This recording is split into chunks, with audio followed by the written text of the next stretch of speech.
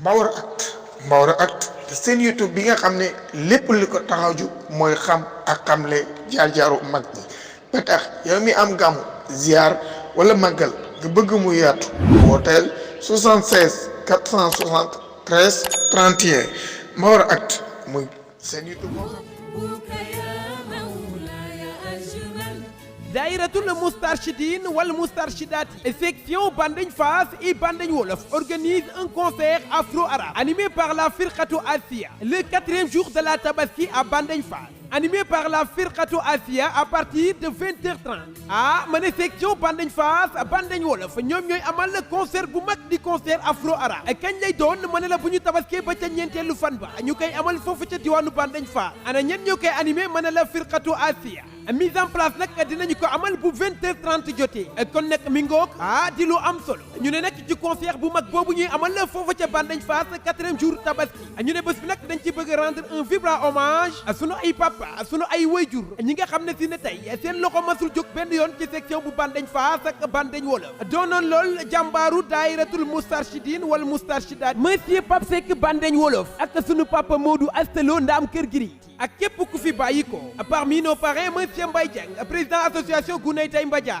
le premier adjoint au maire de la commune de Bandeñ monsieur Arona Ka nos marraines d'honneur ma ne sunu ay yaay doon sunu ay féete ku ci mel ne sunu yaay Fatim Morlo ak sunu yaay Soukay Sall ñu daal leen di darajaale li nga xamante ne si ne mooy sunu concert afro arabe bi ñuy amal la ci 4e jour tabaski fii ci diwaanu Bandeñ Fass parmi nos invités d'honneur oustaz Youssouf Fallo Mboro sunu papa Moussa Ndiaye Kell Ndiaye le premier magistrat de la commune monsieur Assane Seck maire de la commune de Bandey monsieur Mbaye Ndiaye Mbadia parmi nos invités monsieur Baba Dieye responsable politique monsieur Khalifa Dia responsable politique Géew monsieur Abdoulaye Mbaye Père communicateur traditionnel à Pertal madame Sokhna Kiné Fall à Pertal monsieur Habib Sall Guy Mbaye Sall doon conseiller municipal bu Bandey oustaz Lo Bandeñ Fass madame Anta Ndiaye adjoint au maire de la commune de Bandey madame Koura Ndiaye Ndieye Ndiaye monsieur Mame Cheikh Ahmed Tidiane Dia Géew madame Manelo Louga monsieur Cheikh Sall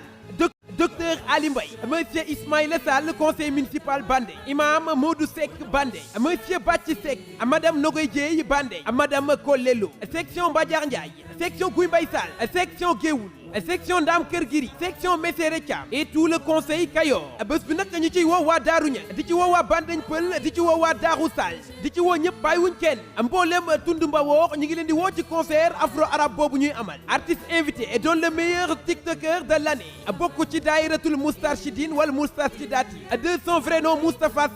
Silla humoriste di ci woo itam daayira murit bi nekk fii ci diwaanu Bandeñ Wolof donc dama ne kon nag rendez-vous bango daayiratul Moustarchidine wala Moustarchidaty section Bandeñ Fass Bandeñ Wolof concert afro arabe boobu ñuy amal nag ñoo ngi ci woo ñëpp bàyyiwuñ kenn képp kuy wax ashhadu an la ilaha illallah wa ashhadu anna muhammadan rasulullah ñoo ngi la ciy woo di ci woo nag mbooleem njabootu Cheikh Mouhamadoul Moustapha Sy di sunu responsable moral di sunu kilifa baayu capitaine baayu chef de guerre kon rendez-vous bangook kañ lay doon ma ne la 4e jour tabaski foofu ca diwaanu Bandeñ Fass ñu fay amal nag concert afro arabe animé par la Firqatu Asia bu 20h30 jotee lay doon kon nag bés bangook di bés bu mag ñi koy amal di daayiratul Moustarchidine wala Moustarchidaty section Bandeñ Wolof Bandeñ Fass ma ne bés bangook bu ko kenn wuutee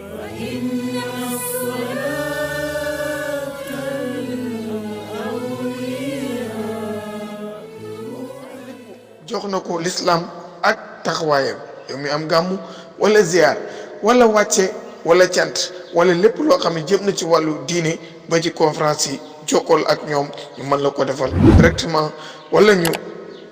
enregistré la ko defal la ko na nga ko bëggee ci rafet bi ñu gën a bëgg